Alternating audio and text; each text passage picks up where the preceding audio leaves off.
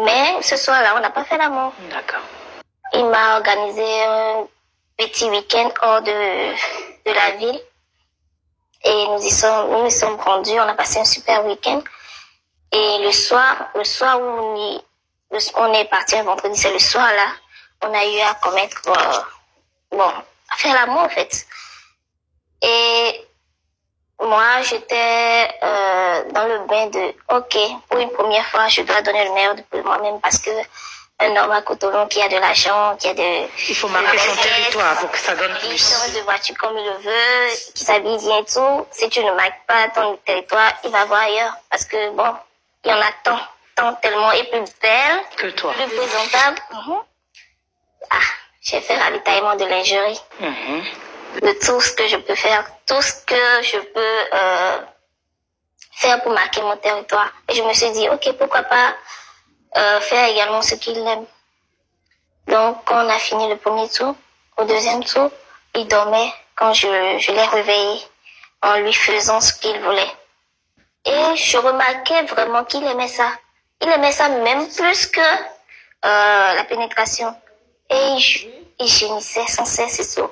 Donc, pendant que j'étais en train de lui faire ça, j'ai senti que j'ai avalé un truc. Mais c'était vraiment petit truc. Vous voyez comme les déchets des bébés là. Je sais pas trop comment expliquer. Comme, comment on dit, les grains de papaye là. Voilà. C'était vraiment un petit truc. Donc quand j'ai fait, il me demandait qu'est-ce qu'il y a. J'ai dit non, je pense que j'ai avalé un truc. Il dit non, il n'y a rien et tout. Mais que je dois continuer sinon il va perdre le fil. J'ai dit non, je ne peux pas sincèrement, psychologiquement. Même quand tu fais l'amour avec quelqu'un, si à un moment donné la personne te dit un truc qui te frustre ou bien fait un truc que tu n'aimes pas, directement tu vas perdre l'envie de continuer. Donc j'étais... Mais bon, il disait continue et à un moment donné sa voix était vraiment menaçante. J'ai continué et c'est à ce moment même que...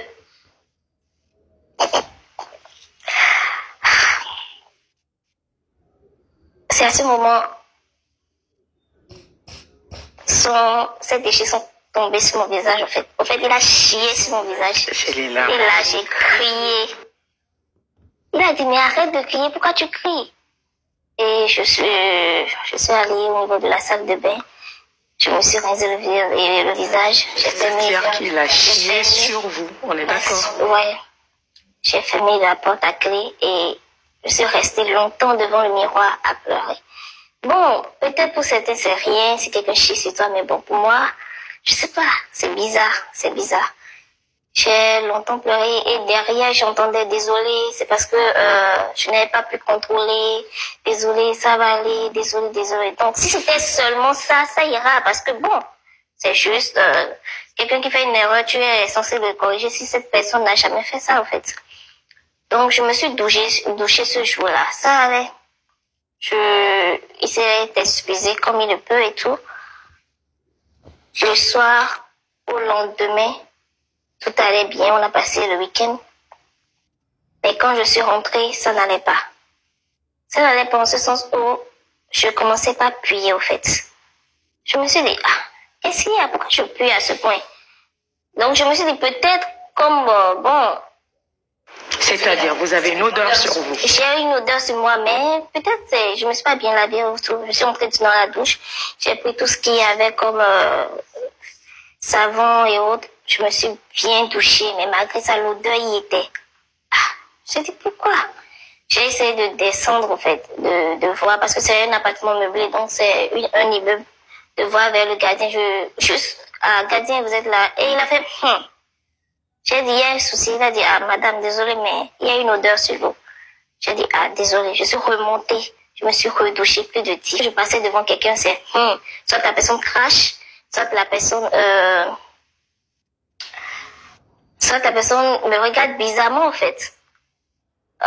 Bon, pour quelqu'un qui est en train de bouder son homme, il fallait que je trouve de sources de revenus, parce que je ne peux pas être en train de bouder quelqu'un quand il n'est pas prendre son argent.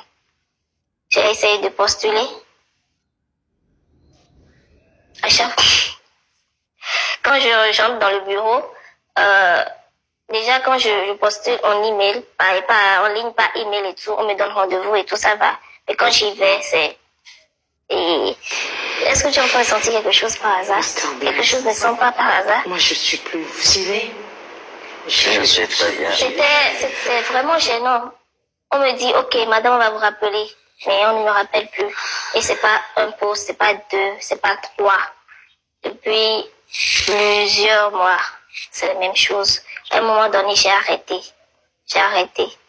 J'ai voulu faire de la vente en ligne et tout, mais ça ne passe pas quand il faut que tu entres en contact avec les donc clients. là, vous trouvez pas de boulot. Je ne trouve pas de boulot, Vous je avez un n'arrive petit pas. ami? Non. Ça non plus, vous trouvez pas? C'est dû à ça?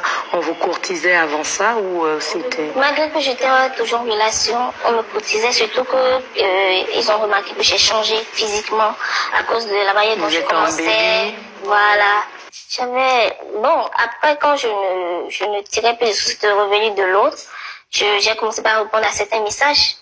Mais même si c'est des amis, quand j'y vais, on a un dîner ou bien une sortie ensemble, à la minute où je viens, c'est quelle odeur ça? Et finalement, je me sens gênée parce que je sais que c'est sur moi, en fait. Donc, je n'en ai parlé vraiment à personne pour dire oui, voilà ce que j'ai vécu, voilà ce pourquoi c'était. Cette histoire est vraiment rocambolesque. Alors, on va faire une petite pause parce que moi, j'ai envie de vomir, j'ai envie de pleurer, j'ai la chair de poule, j'ai tout au même moment.